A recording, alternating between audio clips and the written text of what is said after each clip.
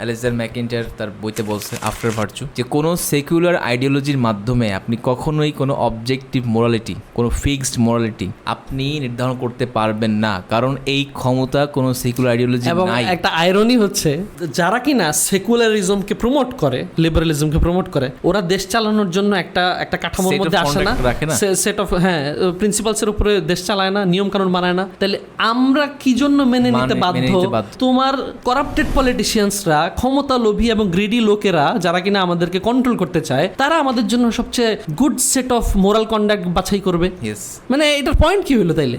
তার মানে কাহিনী হচ্ছে এই জায়গায় যে আপনি একদিকে ধর্মকে বলতেছেন না আমরা রাষ্ট্রের নিয়ম কানুনের মধ্যে ধর্মকে আসতে দিব না, উই শুড বি লাইক, মানে সবাইকে হচ্ছে ইকুয়ালি চিন্তা করতে হবে, দেন তুমি আমার উপরে চাপাই দিতেছো তোমার মতো করে চিন্তা ভাবনা করা কিছু মোরাল কনসায়েন্স বা মোরাল সেট অফ কন্ডাক্ট।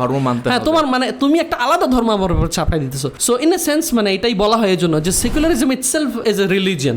হ্যাঁ, এবং সেই রিলিজিয়নটা স্টেট ফান্ডেড রিলিজিয়ন, যে তুমি কিছু করাপ্টেড লোকজন আইসা জাস্ট হচ্ছে ক্ষমতা টিকায় রাখার জন্য এমন কিছু রুলস রেগুলেশন বানাবে এবং সবাইকে সেটা ধর্মের মতো মানতে হবে। And if you go against it, যেভাবে গড আমাদেরকে পানিশ করে আখিরাতে, সেম ওয়েতে তারা আমাদেরকে পানিশ করে। যেমন একই কথা, যেমন নবী সাল্লাল্লাহু আলাইহি সাল্লামকে গালি দিলে কিছু না, নিয়ম কানুন সব বাতিল করে দিয়েছে। গালি দিলে কিন্তু ওই হচ্ছে বর্তমান, হ্যাঁ, আপনি একজন রাজনীতিবিদকে গালি দেন অথবা হচ্ছে স্টেট লিডারকে গালি দেন, 14 বছরের জেল দিয়ে দিতেছে। সো এই যে আপনি নিজেকে এমন একটা পজিশনে নিয়ে যাচ্ছেন যে you are acting like God, and then you are denying God's autonomy over human beings.